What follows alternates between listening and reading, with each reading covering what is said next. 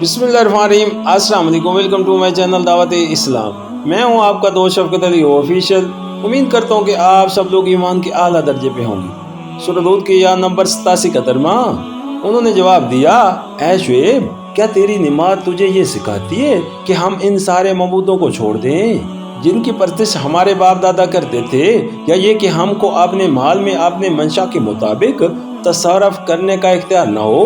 बस तू ही तो एक आली ज़र्फ और रास्तबाज इंसान रह गया है। सूरह हूद हाशिया नंबर 96। ये दरअसल एक तैन आमेज फिक्र है जिसकी रूह आज भी आप हर सोसाइटी में मौजूद पाएंगे जो खुदा से गाफिल और फसक व फजूर में डूबी हुई हो, क्योंकि नमाज दीनदार का सबसे पहला और सबसे ज्यादा नुमाया मज़हर है, और दीनदारी को फसक व फाजिर लोग एक खतरनाक बल्कि सबसे ज्यादा खतरनाक मर्ज समझते हैं। इसलिए नमाज ऐसे लोगों की सोसाइटी में इबादत की बजाय अलामत मर्ज शुमार होती है।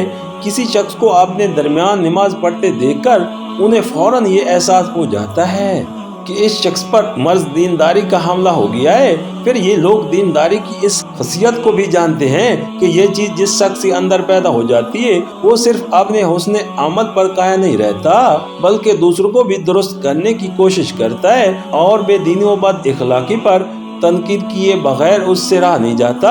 इसलिए नमाज पर उनका अज़राब सिर्फ इसी हैसियत से नहीं होता कि उनके एक भाई पर दीनदारी का दौरा पड़ गया है, बल्कि उसके साथ ही उन्हें यह खुटका भी लग जाता है कि अब अनकरीब इखलाक व दियानत का वैज़ शुरू होने वाला है और इज्तिमाई जिंदगी के हर पहलू में कीड़े निकालने का एक ला इंतहाई सिलसिला छिड़ा जाता है। यही वजह है कि एक सोसाइटी में नमाज सबसे बढ़कर तैन व तशना की हलफ बनती है, और अगर कहीं नमाजी आदमी ठीक ठीक उन्हीं इंदेशों के मुताबिक जो उस नमाज से पहले ही पैदा हो चुके थे बुराइयों पर तनकीद और भलाइयों की तलकीद भी शुरू कर दे, तब तो नमाज उस तरह कोसी जाती है कि गोया ये सारी बला इसी की लाई हुई है। सूरह हूद हाशिया नंबर 97। ये इस्लाम के मुकाबले में जाहिलियत के नजरिए की पूरी तर्जमानी है।